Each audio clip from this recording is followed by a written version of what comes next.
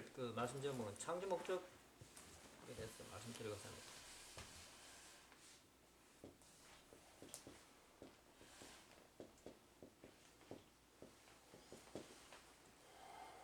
오늘 말씀드리면 창조 목적이 있습니다. 편하게 앉으십시오. 괜찮아. 몸이 편해야 듣기 편합니다. 그치. 체면 차리지 마시고 편하게 앉으십시오.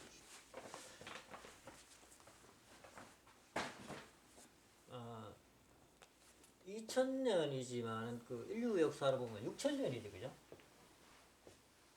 6000년에서 또 21년이 또 흐른 이 시점입니다, 사실.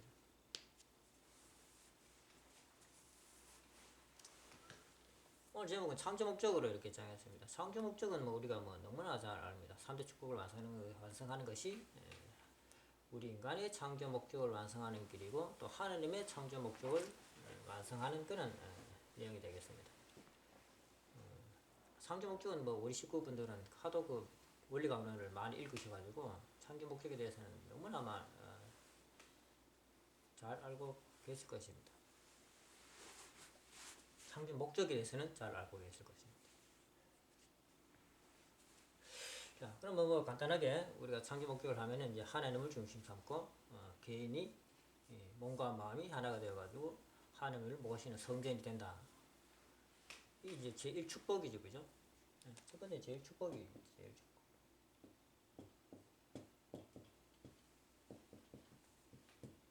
두 번째는 제일 축복이죠, 그죠? 개성을 완성한 남자와 여자가, 자 말씀 잘 들어보세요. 개성을 완성한 남자와 여자가 그랬습니다. 남자와 여자가 부부를 이루어가지고 하나님 중심 삼고 부부를 이루어가지고 자식을 낳아 가정을 이루면은 이제 제 축복이 완성되는 겁니다. 제 3축복은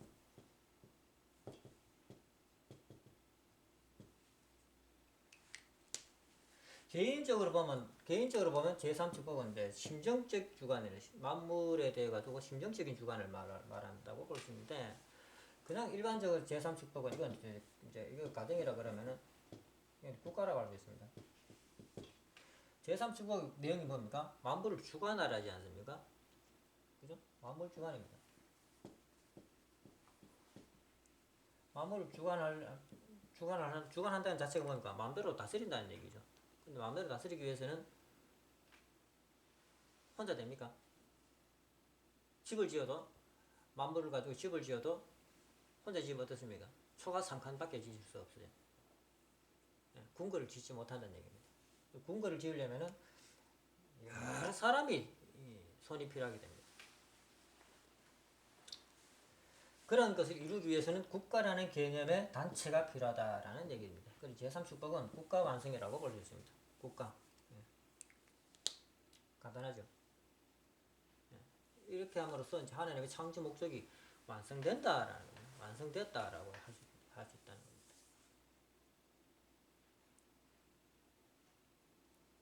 이것은 이제 아담 해와가 이제 그 처음에 받았던 축복의 내용입니다. 축복의 내용.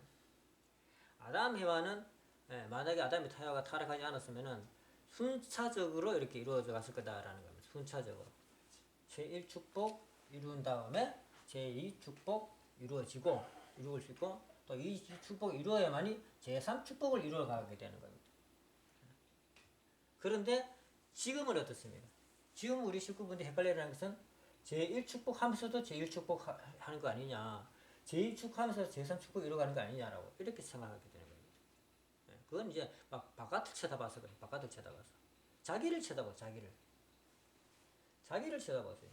자기를 쳐다보면은 제1축복 복귀가 안 되면은 제2축복 복귀가 안 돼요. 복귀 노정이 하지 않습니까? 복귀가 안 돼요. 제2축복 복귀 안 되면 제3축복 복귀가 안 됩니다. 근데 어떻게 막 이렇게 막 진행이 되냐 하면 아버지가 그걸 세워주셨어요. 우리가 쓴 게 아닙니다. 우리가 쓴 거 아니에요. 아버지가 세워주셨다는 겁니다.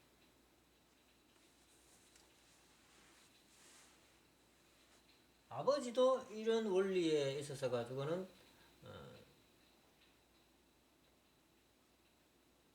이것을 무시하고 섭리하지는 않았습니다. 아버지가 분명히 그죠? 제1 축복을 완성한 다음에야 이제 축복을 성혼을 하셨다는 거예요. 성혼. 그 성은 실패하지 않았습니까? 아버지가 얼마나 원리적이냐 보냐면은 제2축복, 즉 이제 우리가 구원 섭리는 어디서부터 시작했냐면은 예수님은 구원 섭리를 하지도 못했어요. 구원 섭리 출발을 못했다는 얘기입니다. 말씀을 지나고 말았다는 얘기입니다. 그래가지고 말씀대로 이렇게 이루어 가야 되는데 예수님은 그렇게 못했어요. 아버님은 이제 가정을 이루어가지고 하나님을 중심하고 가정을 이루어가지고 그죠? 아버지하고 엄마가 자녀를 이제 가졌어요. 자녀를 가진 다음에 이게 이제 본격적인 구원 섭리를 이제 하시게 되는 겁니다. 그전에는 이제 구원 섭리를 하는 과정이었어요. 그러니까 막 복잡하게 돌아가니까 막 아버지가 막 함께 한 거 아니냐 이렇게 생각할지 모르지만은 그렇지 않고 아버지도 단계별로 했다는 것을 알아야 됩니다. 또 우리도 아버지 뒤를 따라가는 우리들도 이런 단계를 밟아 올라가지 않으면 안 된다라는 것을 사실은 이건 이제 근데 오늘 말씀드리고 싶은 건 그런 내용이 아니고 제2축복에 대해 가지고 잠깐 말씀을 드리겠습니다. 원리에 보면 개성을 완성한 남자와 여자가라고 되어 있습니다. 남자가 한번 볼까요?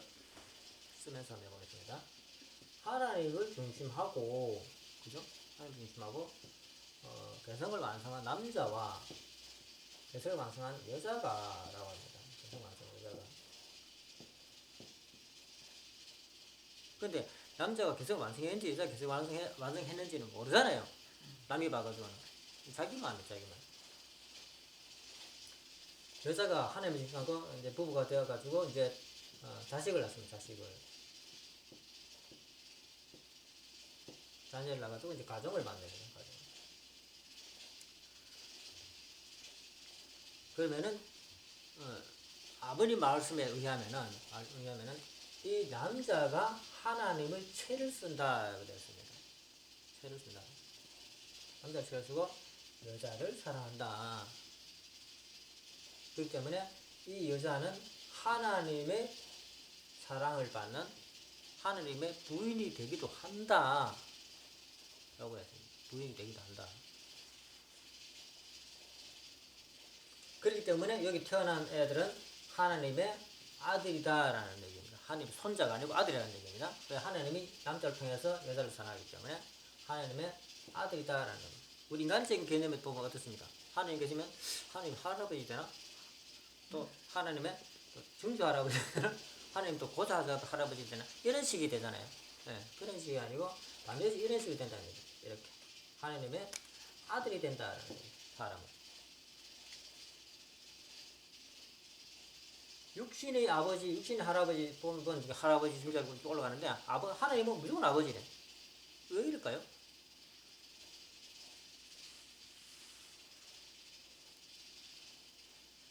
아들 만약에 남자가 올라가서 자녀가 크면 또 이제 결혼해 올라가잖아요, 그죠? 그럼 하나님 또 이 아들을 통해 또 이런 식으로 이런 일을 하신다는 얘기가 되는 거죠. 그래서 태어나면 무조건 하나님 보고 무조건 아버지라.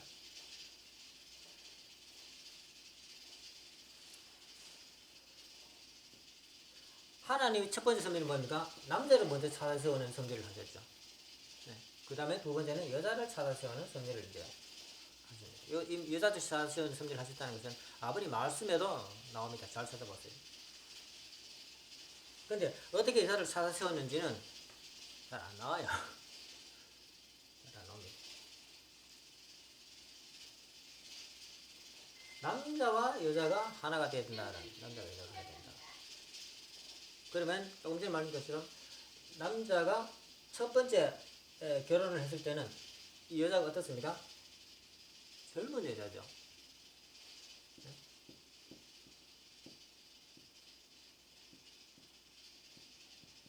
뭐면 처자죠, 그죠?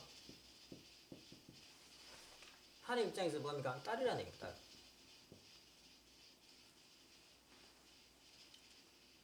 딸이라는 거예요, 딸.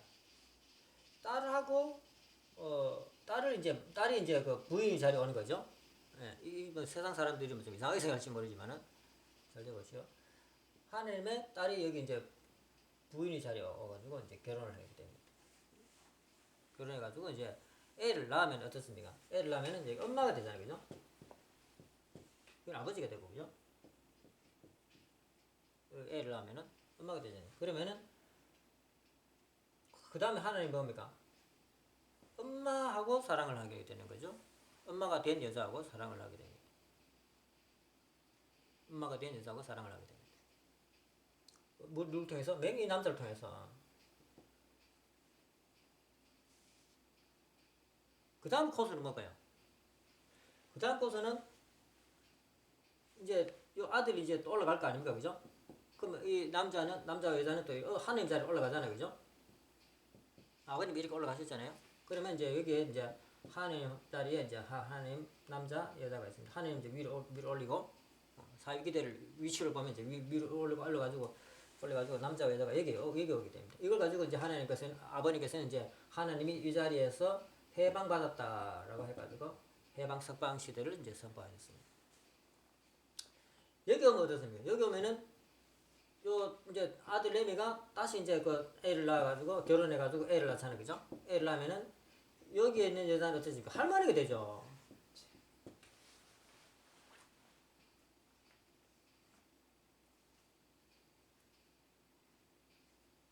할머니. 할머니가 우리는 일반적으로 이제 무슨 생각을 하냐면은 늙은 여자. 할머니가 늙은 여자를 생각한다는 얘기입니다. 그런데 이 할머니라는 호칭은 얘가 부르는 얘들이 이 여자분한테 부르는 호칭이 할머니지 늙고 젊고하고는 상관없다는 얘기입니다. 물론 젊은 여자가 할머니 될 일은 없죠, 그죠? 네. 호칭이라는 거 호칭. 근데 우리는 할머니 가면 대반 늙은 여자로 생각하는 겁니다. 그러니까 처자가 늙어도 할머니라고 얘기를 해. 할머니가 아니죠, 그죠? 처자입니다. 결혼 안 하면 늙어 죽어도 맹처자래. 할머니는 얘들이 부르는 호칭일 뿐이다. 할아버지도 마찬가지. 그럼 할머니가 되면은 다시 요 자리로 내려오고 볼게요. 그러면 여기 이제 아들하고 이제 며느리가 이제 요 부부가 돼 있잖아요, 그죠? 요 자리가 한 칸 내려가 설명합니다. 그러면은 하나님이 할아버지하고 할아버지 채를 쓰고 할머니를 사랑하잖아, 그죠?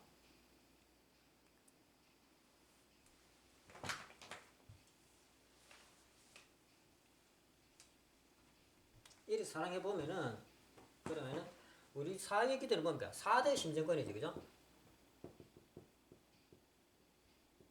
4대 심정권 해가지고 응? 부모,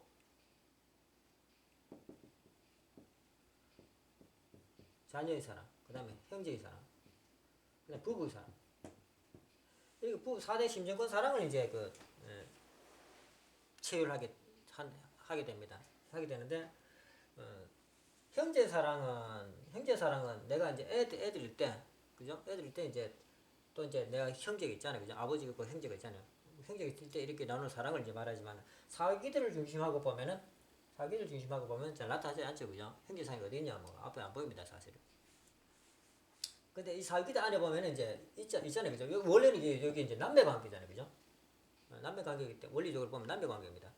남매 관계이기 때문에 이제 요걸 이제 형제라고도 볼 수 있습니다. 결혼하기 전의 사랑이죠. 결혼하기 전에 일입니다. 그래가지고 이제 자녀의 사랑도 받아보고 부부 사랑부터 받아보고 네. 심정권을 보게 되면 어떻습니까? 요 애한테는 여기가 부모죠, 그죠? 여기는 할머니다, 할머니. 다르게 말하면은, 간단하게 얘기하면은, 여자라는 측면에서, 또 남자라는 측면에서 따로 설명해 보게요. 그럼 여기는 할아버지고, 그죠? 여기 아버지고, 여기 아들이잖아요. 심정기 위치로 보면은, 여기도 할머니고, 여기는 엄마고 여기는 딸이고 심증권이 세 개가 있잖아요, 그죠? 네, 심증권이 세 개가 있습니다.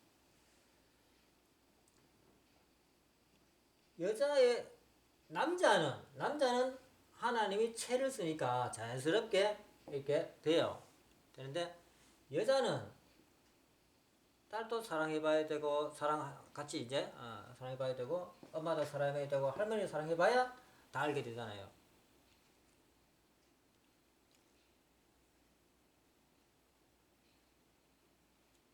이해됩니까?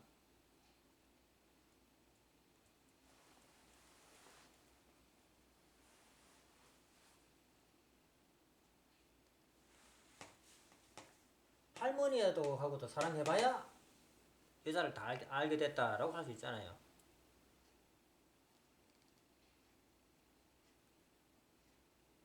이해 안 돼요? 네.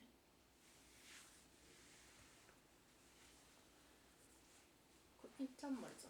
네, 딸의 입장. 입장, 엄마 입장, 할머니 입장. 이래야만 여기서 이제 완성 가정이 완성이 된다는 거. 심정적으로 완성된 심정의 소유가 된다라는 겁니다. 완성의 심정의 소유자. 이게 이제 제2축복이 이제 완성됐다라는 겁니다. 제2축복이 완성된 자리라라는 겁니다. 모습, 완성된 모습이라는 겁니다.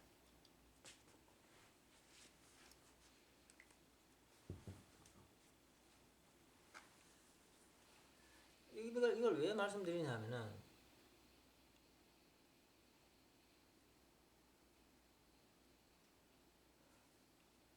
오늘 이번 연계에서는 이번 하나님의 날을 맞이해 가지고 이렇게 다 이루어졌다고 선포를 하셨다는 겁니다. 연계에서는. 자, 그러면은 이 할머니 자리에 있는 분은 누굴까요?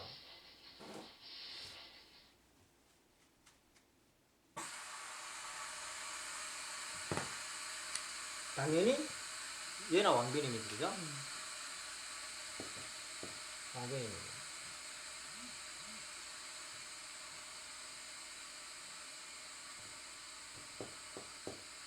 예나 왕비님께서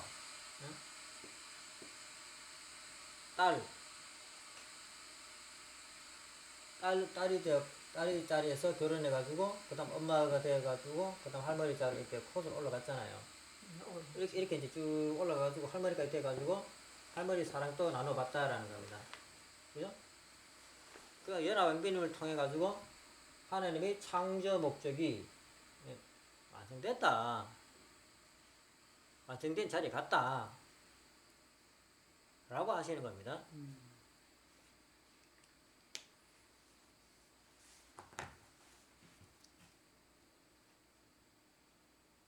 손자분 태어났으니까 손남, 예, 손남. 네. 할머니 돼가지고 사랑했다는 거예요. 네.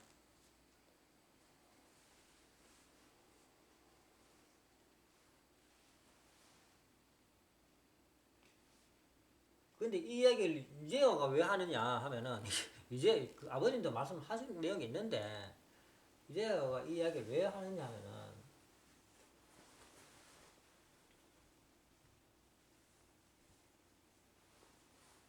그전에도 아버지가 이 얘기 들으면 분명히 하신 말씀 이런 생각을 하신 분들이 있을 거예요.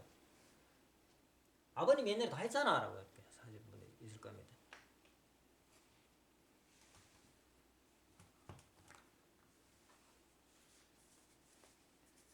그 부분에 대해서 잠깐 말씀을 드리겠습니다. 우리 타락한 여자가 할머니 됐다 해가지고 이거 상징목이 완성됐다고 안 하죠? 그죠? 예. 원래는 해와가 이렇게 순차적으로 갔었어야 된다는 겁니다. 이 자동적인 역사라고 할 수 있죠. 자동적인 역사로 이제 자동적인 역사입니다. 사실은 자동적인 역사입니다. 처음에 스타트만 잘 끊으면은 저절로 이루어질 수 있는 그런 역사였다라는 겁니다. 사실은. 그런데 인간이 타락하고 말미암아서 탕감 복귀가 들어가게 되고 탕감 노동이 들어가게 되고 그다음 탕감 조건이 들어가게 되고 탕감해야 될 기간이 들어가게 되고 얼마나 복잡한지 몰라요. 얼마나 복잡해.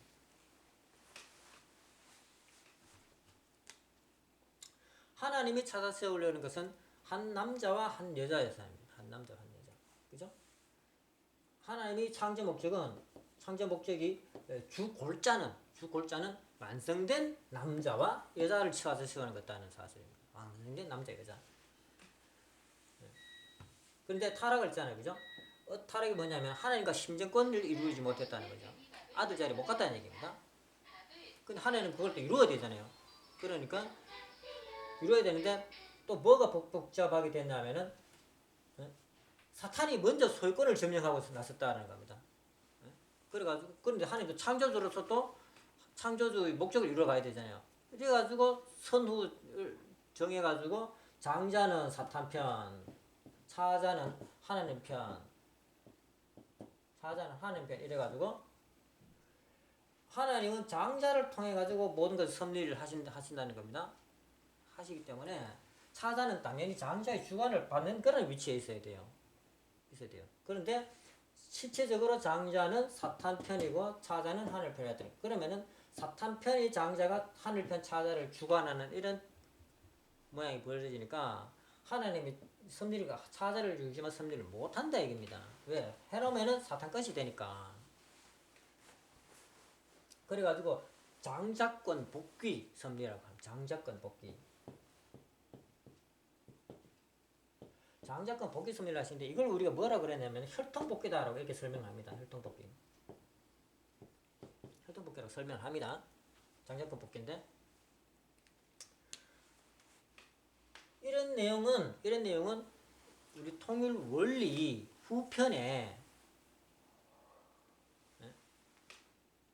나와야 되는데 이렇게 자세하게 안 나와요. 혈통복귀라는 내용을 가지고.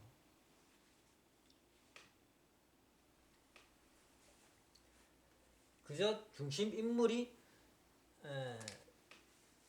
뭐라고 나왔냐면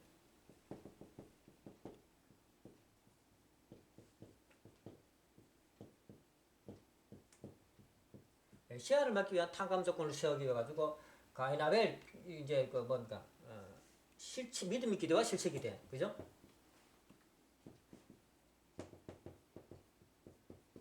믿음의 기대와 실체 기대를 세워야 되는데 믿음의 기대를 세우는 건 누굽니까? 사자가 세우고 실체 기대를 세우는 건 장자가 세운다라는 겁니다. 그러니까 이걸 가지고 뭐라 그러냐면은 타락성을 벗기 위한 탕감 조건.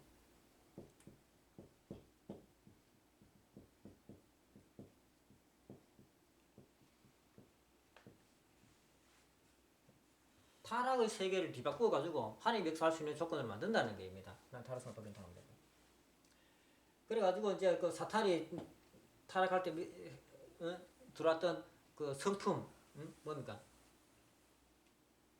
시기, 질투, 혈기, 교만.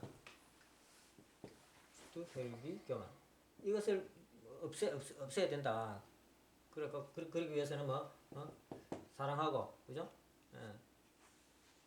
자기 위치를 지키고, 그 다음에 말씀을 따라가지고 선을 번식했다. 이런 내용이 나오잖아요. 이런 내용이 나오는데, 어쨌든 이런 내용들이 메시아를 맡기 위한 탕감 조건인데, 메시아는 뭡니까? 원죄 없는 자녀잖아요. 그죠? 원죄 없는 아들 레미를 그 메시아라 그럽니다. 원죄 없는 아들, 하나님 아들을 메시아라 그럽니다.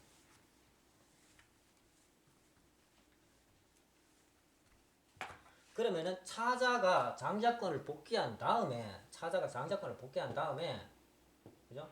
장자권을 복귀한 다음에 즉 장자가 차자한테 장자권을 줘야죠. 예. 아니면 아버지가 부모가 그죠? 부모가 차자 네가 장자다라고 축복을 해야 된다 얘기입니다. 네가 중심이다. 네가 이제 내 복을 이어간다라고 축복을 해야 된다 얘기. 요게 이제 가인아벨 에서 야곱 사건이잖아요. 그래가지고 차자가 장자권을 복귀한 다음에 그 다음에 이제 여기서 이제 그 메시아를 맞이하기 위한 그 환경을 조성해야 되죠. 환경을 조성하지 않아요. 외적으로는 차자가 했는데 이거는 조건이었던 조건. 차자 자체가 하나님의 아들이 아니잖아요. 차자 하나님이 역사할 수 있는 조건이 있다는 거예요. 조건. 그래가지고 이것이 이제 어디까지 갑니까? 뱃속에서 혈통을 뒤바뀌는 일각까지잖아요. 그래서 뭡니까? 베레스와 세라가 이제 여기 나옵니다. 베레스가 원래 동생이었는데 먼저 튀어났다는 얘기입니다.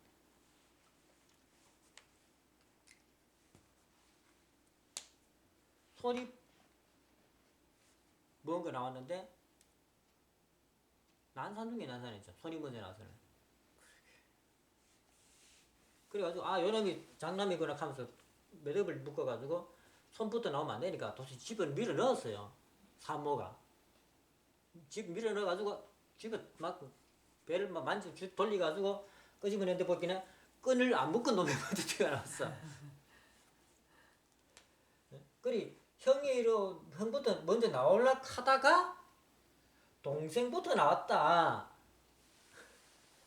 라는 겁니다. 예. 그리고 뭡니까? 뱃속에서부터 차자가 형으로 나왔다는 얘기입니다. 형으로. 그러니까 장자권을 완전히 이제 상속받게 된 거죠. 형이 장자권을 그대로 이어받아도 문제가 없는 상황이 됐다는 거죠.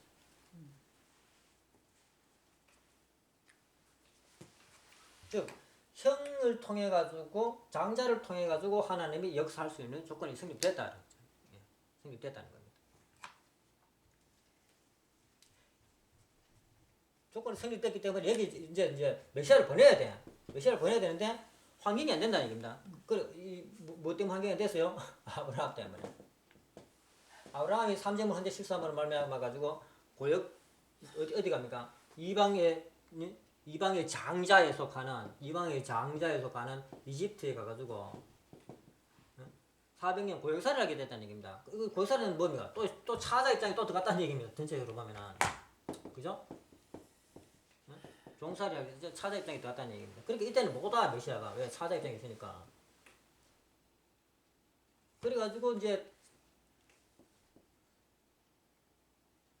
400년 지난 다음에 메시아 형의 인물을 보내는데 그게 누구냐면 모세였다고 합니다. 모세를 보내는데 이 민족이 안 믿죠. 안 믿어가지고 모세는 이제 목숨 위협을 받고 쫓겨납니다. 그 사건은 이제 다 아실 것이고 그래가지고 430년 만에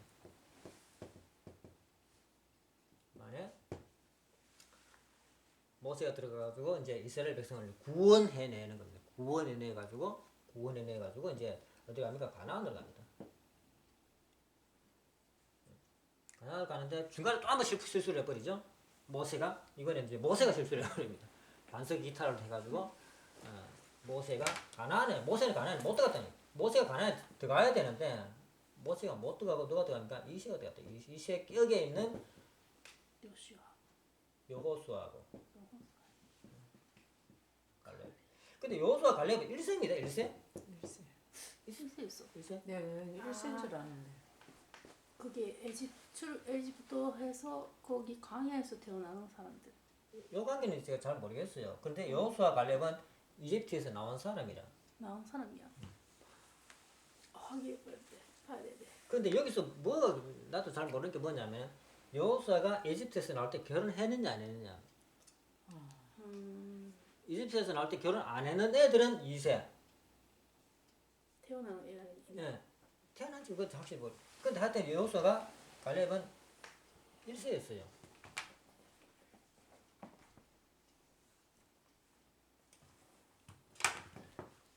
그리고 가나안에 들어가가지고 이제 자리를 잡기 시작하잖아요. 자리를 잡기 시작하는데 이제 다 죽여라 되지 않습니까? 모조리 싸그리 멸해라 가나안의 족속들을.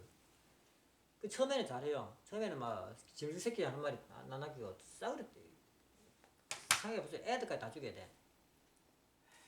애들까지 다 죽여버렸는데 인간의 심리상 애들 죽이는 게 자꾸 그죠? 하다 보면 자꾸 나중에 못 죽이게 될 겁니다. 그리고 또 돈에 대한 욕심도 있고 하기 때문에 결국 이제 돈부터 챙기기 시작합니다. 그러다가 이제 벼락 맞아가지고 죽은 사람이 이제 성경에 나오게 되는데 벼락은 아니고 들켜가지고 죽게 됩니다. 이래가 또 사탄이 침범하는 이런 생각을 하게 됩니다.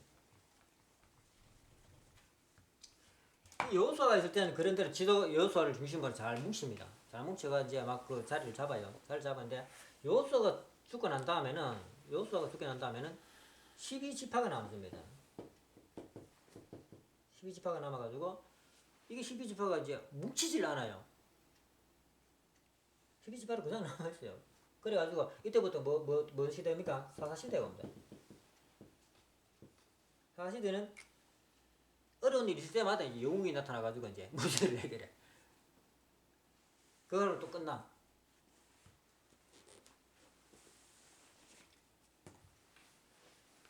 사시대 400년입니까? 야 도저히 안 돼가지고 이제 마지막에 그 이제 임금을 시켜가지고 한 것이 이제 그 사울왕입니다. 사울왕. 어쨌든 이래가지고 이제 그 예수님 때까지 내려와가지고 예수님은 원죄 없는 혈통이다라고 이렇게 이제 설명하잖아요. 이 혈통이라고 해보기 우리가 여기서 굉장히 헷갈린다는 사실입니다. 혈통이라고 그러니까. 문제 없는 혈통을 갖고 왔다라고 이렇게 이제 얘기하니까 이렇게 얘기하니까 사람들이 우리 특히 통일교분들이 뭘 하냐면 그러면 예수님 부모님은 예수님 부모님은 사가랴잖아요, 그죠? 사가랴하고 그다음 마리아잖아요. 사가랴하고 마리아는 원죄가 있는 거 아니냐? 그런데 어떻게 원죄 없는 예수님이 나올 수 있노? 응? 그리 응? 예수님이 독생자거든요. 독생자인데 사가랴하고 원죄인데 어떻게 원죄 없는 예수님이 혈통이 나올 수 있노? 이 말도 안 되는 소리 하지만 이런 얘기 된다는 얘기입니다. 여기 항상 여기서 사람들이 막혀져. 그리 혈통이라고 말하니까 자꾸 헷갈리는 거야.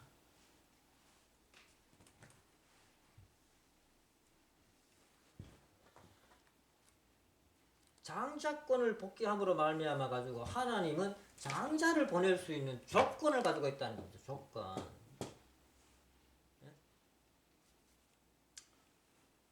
사가랴는 차자 입장이면서도 여기 장자라. 근데 이 이주권의 장자는 차자 입장이 이주권의 장자 입장은 뭡니까? 여기 이제 헤로당이지, 헤로당. 헤로당이 장자의 입장에 있었다는 겁니다. 그런데 문제는 사가리아가 헤로당 말을 안 듣는다 이릅니다. 유대 교단이 헤로당의 권위보다 더 높다. 권력은 헤로당이 더 클지 모르지만은 권위적으로 보면은 교단이 권위가 더 높다 이겁니다. 교단이.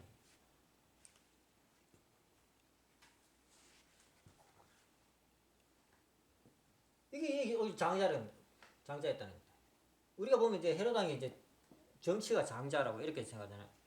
오히려 이쪽은 힘이 더 있었다는 얘기입니다. 이게 장자의 입장이었다는 겁니다. 그리고 장자 입장이 제일 위에 있는 사가리아가 하늘 앞에 제일 가깝게 있는 인물 아닙니까? 그러니까 여기서 이제 하나님이 역사해가지고 하나님 씨를 보낼 수 있는 조건을 가지고 있다 이겁니다. 사가리아 씨를 통해서. 사가리아가 대제사장이 사가리아가 다른 사람이 대제사장이 있으면 또 다른 사람이었을 것이에요. 그때는 사가리아가 있었다는 얘기입니다. 이 조건 속에서 이제 장자를 보낼 수 있는 조건이 성립되었다. 하나님이 조건을 가지고 있었다는 겁니다. 조건을. 이거 뭐냐면 패. 하나님 역사할 수 있는 패를 갖고 있었다는 겁니다. 혈통 얘기하니까 사가랴는 원죄 없지 않냐? 원죄 있으지 않냐? 자꾸 이런 식으로 해서 가게 되네. 그럼 예수님이 왜 원죄 없는 애로 태어나는지 이해가 안 된다 이거. 근데 문제는 뭐냐면 마리아가 원죄가 있느냐 없느냐. 마리아가. 그죠? 예수님이 왜 마리아가 원죄 있느냐 없느냐가 중요하냐면은 사람들 있잖아. 사가리아는 완성된 사람이 아니잖아요. 그러니까 마리아가 원죄가 있느냐 왜 그러냐면은 하나님만 주관하는 여자를 통해 가지고 태어나야 원죄 없는 독생자가 태어난다 이겁니다. 근데 사탄이 침범한 여자 하나님만 주관할 수 없는 하나님만 주관하지 못하는 그런 여자는 사탄이 침범할 수 있잖아요. 사탄이 침범 모든 여자는 다 사탄이 침범할 수 있어요. 모든 여자는.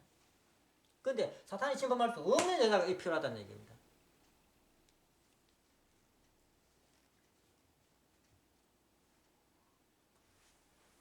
그게 마리아인데 그럼 마리아는 원죄가 없다는 얘기가 돼. 그래야만 여기서 이제 예수님이 태어나잖아요, 그죠?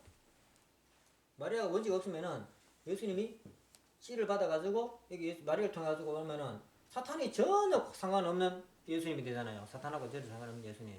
근데 여기서 여기 사탄이 마리아 아이가 사탄이 침범할 수 있으면은 사탄이 대만 침범하겠죠, 그죠? 침범해가지고 나도 한복했네 하면서 왜 예수님이 한테 관여할 수 있는 조건이 된다 이거죠. 그럼 예수님도 원죄 있게 된다 이거죠.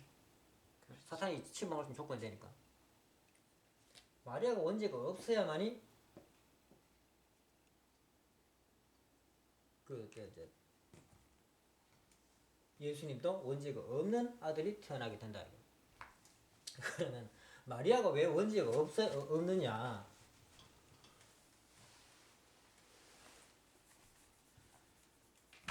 하나님은 남자를 찾아 세우는 섭리도 하셨지만 여자를 찾아 세우는 섭리도 했습니다.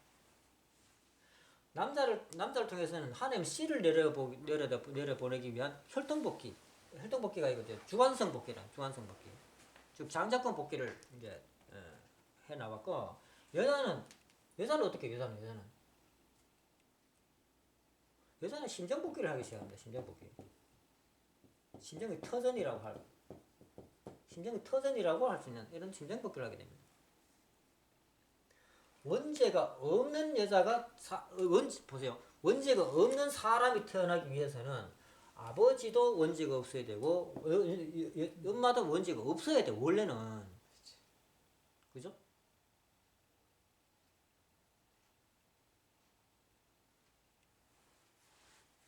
그 남자는 하나님만 주관할 수 있는 조건을 하나님이 혈통복귀를 주관성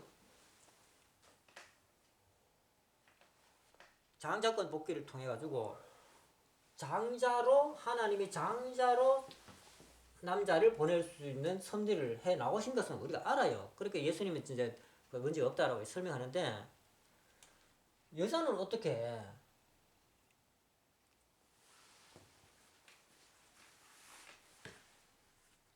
아버님 말씀에 여자는 그냥 남자한테 시집만 가면 돼라고 할 수 있잖아요. 문제는 사가리아가 원죄가 없는 그런 남자가 아니었다는 게 문제라는 겁니다. 하나님이 씨는 사가리아를 통해서 씨는 보낼 수 있었는데 사가리아 자체는 계속완성한 남자가 아니었다라는 겁니다. 그렇기 때문에 사가리아가 어땠습니까? 예수님 씨를 내려보내고 난 뒤에는 다시 타락해가지고 결국 목자를 죽어버리잖아요.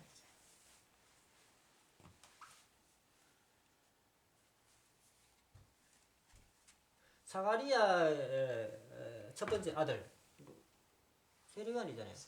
세리완은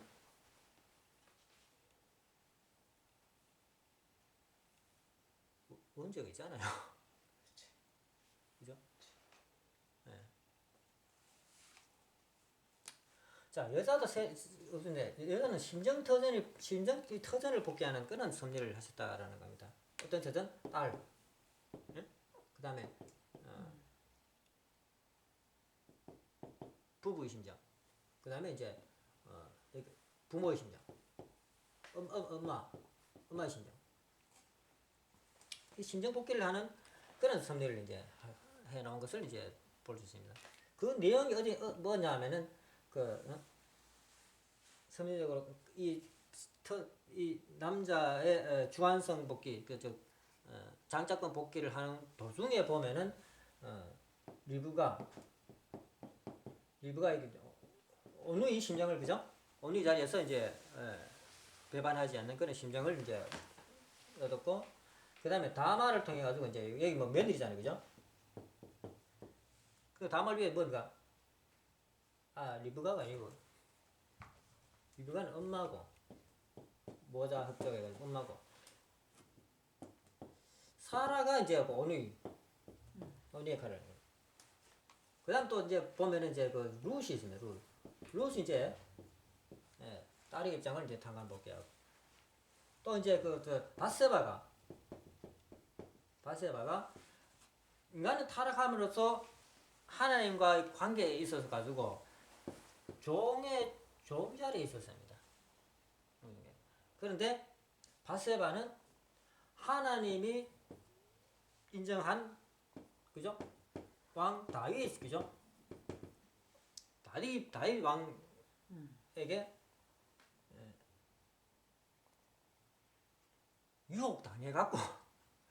유혹당해갖고 다윗 왕의 종이라고 할 수 있죠? 종의 부인 자리에서 다윗 왕의 부인 자리로 올라갑니다. 이렇게 지위가 이게 왕의 부인으로 올라갑니다. 이렇게 이제 탄압 복귀를 하는 내용이 있어요. 이래가지고 이걸 다 모으면은 어떻습니까? 다 모으면은 하나님의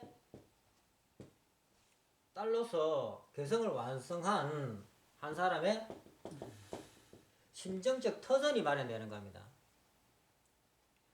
터전이 마련되는 겁니다.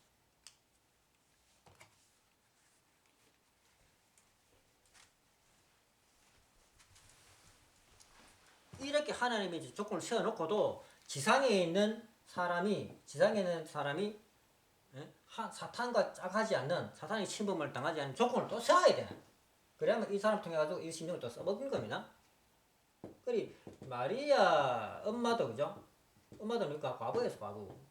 마리아 엄마가 과부인지는 모르겠어요. 근데 마리아 엄마는 안 나잖아요. 과부였다는 얘기입니다. 이 마리아도 이제 그 16살밖에 안 되는 딸내미가 하나님 나는 하나님 것이에요 라고 소유권을 이미 정했어요.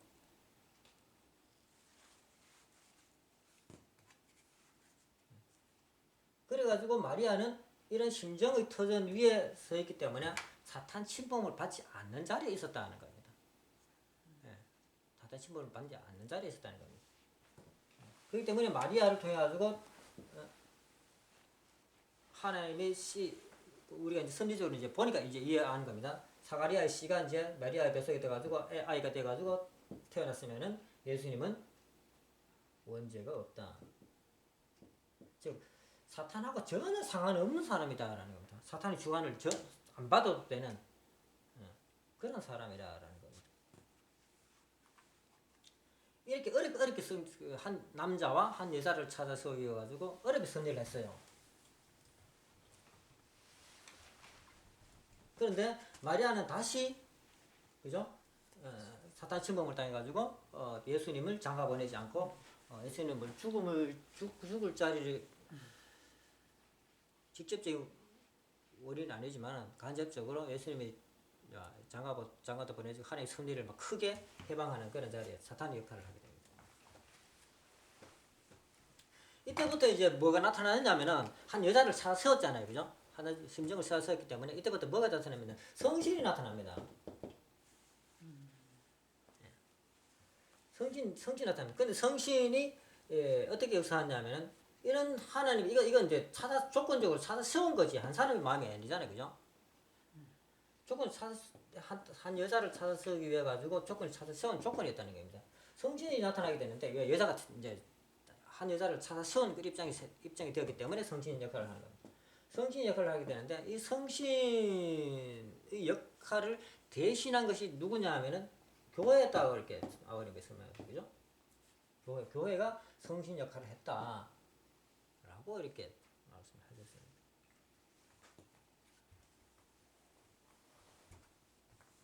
그래가지고 이제 가톨릭은 뭡니까? 성부, 성자, 성신 이래가지고 삼위신이라고 이렇게 이제 설명을 하는 거예요. 근데 우리가 생각하기는 어떻습니까? 성신이 어딨노? 없다는 얘기입니다. 사실 실체적인 성신이 없다는 겁니다. 성전이 있는데 성전이 예수님이 실체적이 있잖아요. 성신은 하나님이 조건적으로 찾아 세운 거기 때문에 실체적으로 성신 역할은 볼 수 없다는 겁니다. 그 역할을 한 것이 뭐냐? 교회를 통해서 하나님이 역할을 했다.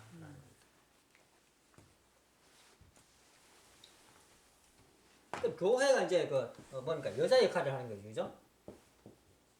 여자 역할을 했다는 겁니다. 쭉 내려와가지고 이제 아버지 때 오면은 아버님이 재림지어라고 오셨잖아요, 그죠? 재림지어 재림 메시아로 오셔가지고 여자를 어디서 샀습니까? 교회 안에 샀잖아요. 교회. 네. 그 안에 샀는데 그 여자가 누굽니까? 최성길이죠. 최성길인데 이때는 이미 그 여자를 찾아 세워가지고 그러고 또 이 여자가 또 뭡니까? 응? 엄마 역할도 하고, 응? 부부 역할도 하고, 딸 역할도 하잖아요. 신도들, 성도들을 그죠? 성도들을 보호하고 있었다는 얘기입니다. 성도들을 보호하고 이 성도들은 뭡니까? 이미 예수님이 이 성도들을 보고 뭐라고 했냐면은 형제여라고 했다면 형제를 인정했다는 거예요. 형제권을.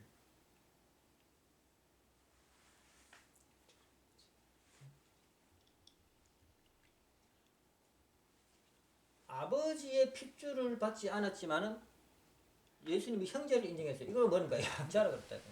그리 양자되기를 나는 고대한다라고 누가 얘기했습니까? 바울이 얘기했잖아요. 형제권이 형성되어 있었다는 겁니다. 그런데 이것이 이렇게 연결되어 있었잖아요. 그죠? 최성길 오빠가 3명이잖아요. 오빠하고 연결되어 있었다는 얘기입니다. 연결돼가지고 메시아하고 이렇게 하나가 되게 되면은 이렇게 쭉 연결돼가지고 축복만 받으면 끝났다라고 이렇게 할 수 있습니다. 이게 이제 최선의 길이었다는 겁니다. 근데 이것도 안 되고 이것도 안 되고 다 끊어졌잖아요. 다 끊어져서 어디 됐습니까? 이게 나가래 되어버렸다 이게. 아버지하고 아무 상관없는 그런 자리에 섰다라는 거죠. 아버지하고는 아무 상관없어요. 심정적으로 이어지지 않았습니다. 그러니까 아버지는 다시 이제 하나님이 찾아 세우는 여자잖아요. 근데 이게 전부 사탄까지 됐어. 그래 아버지는 어떻습니까? 다시 여자를 찾아 세우는 섭리를 해야 됩니다. 다시 여자를 찾아 세우는 섭리.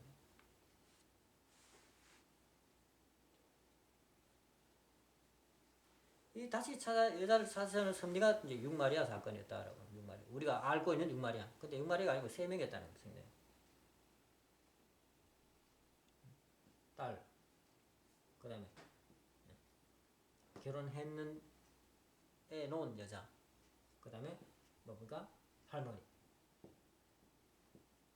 이렇게 3명을 찾아 세워가지고 아까 말씀드렸잖아요. 하나님이 이렇게 심령을 찾아 세우듯이 아버지도 이렇게 3명을 찾아 세워놓고 그 다음에 축복을 한 사람이 누구냐 하면은 한시였다는 겁니다. 그리고 한시는 이런 조건 위에 서 있기 때문에 한시는 아무런 여자로서 탕감 조건을 세울 필요가 없는 자리에 서 있었다는 겁니다.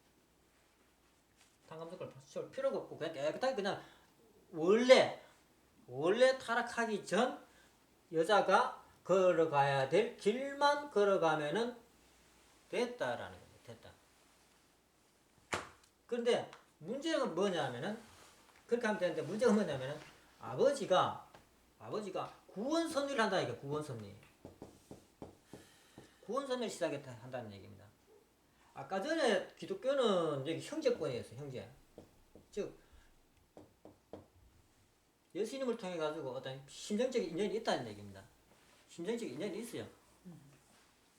그런데 들려온 사람들은 아무 심정적인 인연이 없어요. 아무 심정적인 인연이 없어요.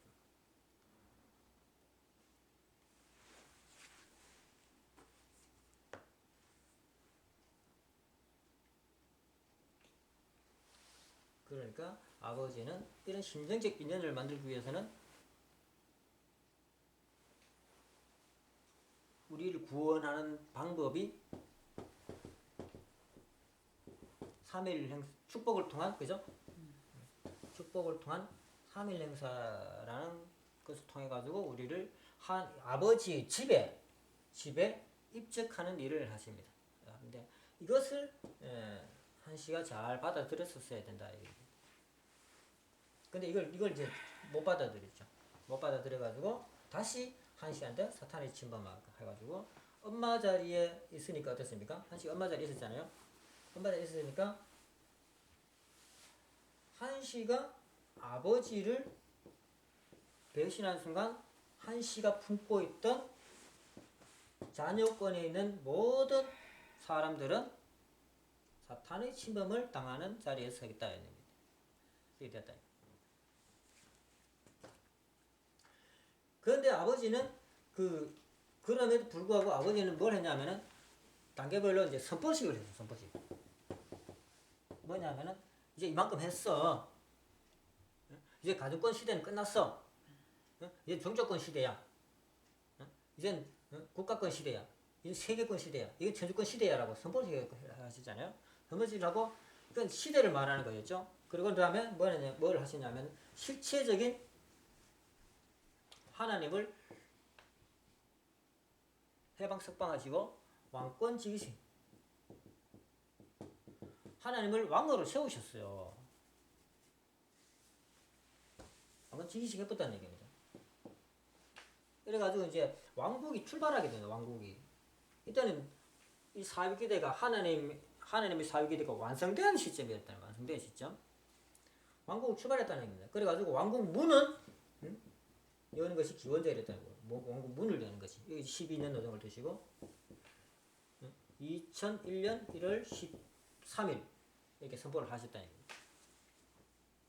왕권 즉위식 13일 하시고 그래가지고 13년 1월 13일 날 왕으로서 정식 취임을 하시고 가지고 이제 천일국을 출발하는 날이었습니다.